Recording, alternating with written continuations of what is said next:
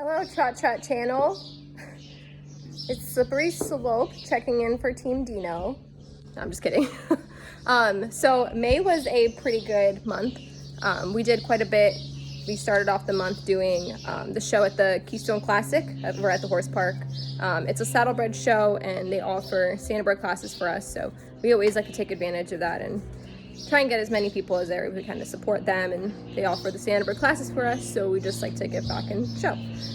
We did 3 classes. We did the halter class and then we did 2 walk-trot classes. I didn't want to like overload him with the canter. I just figured we'll go have a good experience, get him to realize that it's not so bad, just because the first show that we did, he was terrible pacing, and he's a trotter, so I was like, just want him to have a good experience again. So we went back and just did walk trot, and he was great, very relaxed. He likes it over there at the horse park. He's always usually pretty quiet.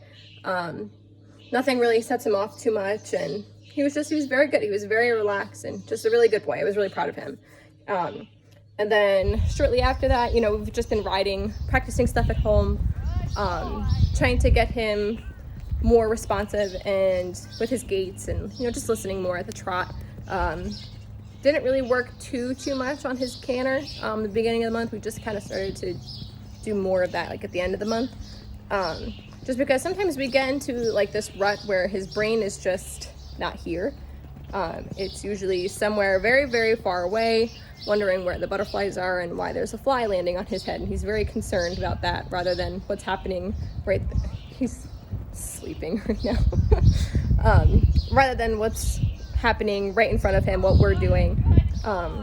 So his attention span just isn't all there all the time. So we've been doing a lot more of that, trying to get him to come back to me and just focus and get him to know that it's okay. Like, you're allowed to be here. You're here. You don't have to go somewhere else in La La Land. So we've been working on that. And then I had a friend come over and she hopped on him. She had a pretty bad fall, I don't know, maybe a few months ago. She hasn't really ridden since then. It kind of shut her confidence down.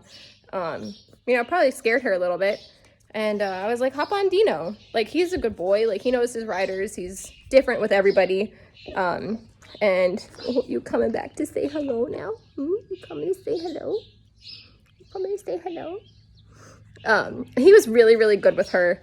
Just kind of was there listening with her. I told her, I was like, just play around with his buttons. I'm like, push him. See how much leg it takes for you to get him to move forward. See how much rein you need, to get him to pay attention to you. Use your body to steer. And he was very, very good with her. And it kind of gave her, the confidence back. And he's very good with that. Like, he knows that if a rider's on him that's not confident, he kind of will sit there and try and give you the confidence and like, hey, it's okay. I wish he would do that with me, like work with me. But, I'm his mother, so of course that's not going to happen. But he's very, very good with everybody else. Like, just knows, like, okay, I gotta keep it together and make the person feel safe. And he did that for her, which is, I was really proud of that. But he's always good with different riders. He's just a good boy. Oh, God, my hair went in his mouth on that one. Thank you very much. And then we also went on our first trail ride of the year in the Aspenpink. That is our favorite place. That's just one place that, we always love. That's like, if he could live out there, I think he'd be the happiest horse in the world. He goes there and he just completely lets go. Totally different horse, just happy, calm. You can ride him on the buckle. You could honestly probably ride him bridleless out there and he'd just, go around, and he knows wherever you park the trailer, he knows it's home. Definitely hang on in the lake because he's a hippo and he loves the water, loves to go swimming. And he does this thing where as soon as we get to the lake, he'll like clear a spot with his nose and then he just shoves his whole head into the water. So that's always funny, and he loves it, loves the water, loves the Aspenpink, and he's just a good boy. And he likes to lead unless something gets scary. Then he's like, you can go ahead, you can go first. I'll watch from behind. But usually he's right up front and has his head down. Like, he acts like a dog, like a hunting dog. He's got his head down, sniffing, like making sure the ground's okay, or whatever he's thinking. I have no idea, but he's such a good boy out there. And I think that kind of like relaxed his brain, because in the next few rides after that, he was perfect, golden. And I think it's just what he needs. He needs to get out there and reset his brain a little bit. And I think he gets ring sour riding in the ring, you know, over and over again. And, you know, he can only walk around the track so many times. So I think that break going into the woods for trail riding, I think, is really, really, really beneficial for him and me. I enjoy it just as much as he does. It's like we're in a whole different world out there. And I think that's the world that he goes to when he's in the ring and he's not here. His brain goes to the Asapink. So I guess that's just a sign that, you know, we got to just go there more. We got to go to the Asapink and trail ride a little bit more than we usually do.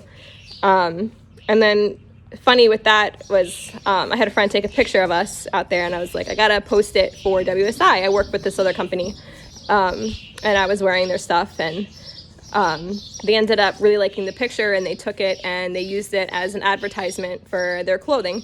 So that was kind of cool to see, like, you know, Dino made the advertisement, you know, he's a famous model, he's such a good boy.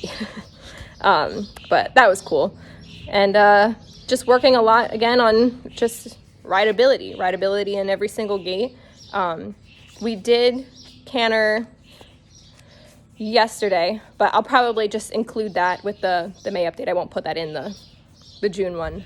We did canter a pole for the first time, and he kept it together. Like, usually he gets into these modes where we go over poles and he's like, jump, jump, jump, like has to jump over poles. Like, he just gets so excited, and then it takes a little bit. Oh my God, he's really resting his chin on my shoulder right now. It takes him a bit to realize, oh, I don't have to put that much work into it. I can just trot over them like a normal horse and not be so extra. But we cantered no problem. Didn't like leap for it, didn't buck or crow hop or get excited or anything after. He was just very, you know, calm about it. And so I think we're going to start incorporating that into our routines, our workouts, just to help him. But he was really good. I just have to get the canter to slow down because he's just like, boom. But the transitions have been spot on. At least yesterday, they were really, really good. So we're just going to keep working on that, probably do more trail riding. We have another show coming up next weekend. What month is it? June. June 12th is our next show at the horse park. So I'll fill you guys in at the end of the month then, and I'll let you know how we did. So see you guys. Dino, say goodbye. We still have to ride. You can't just go to sleep. You got work to do, buddy. You got work. Bye, guys. I'm back. I'm the worst horse mom ever. I forgot to include that May 5th was our 4-year gotcha day. I got him from New Vocations out in Ohio. I ended up paying for him sight unseen. I just had this gut feeling that this horse was exactly what I needed, and I went out there, picked him up. I did kind of include our whole story of that, going to pick him up, on the Standardbred Retraining Group Facebook page. We got picked as the member spotlight for June, so if you want to go back and read our whole story, it's on that page. You just have to look up either my name or spotlight, something like that, and you'll have the whole story then.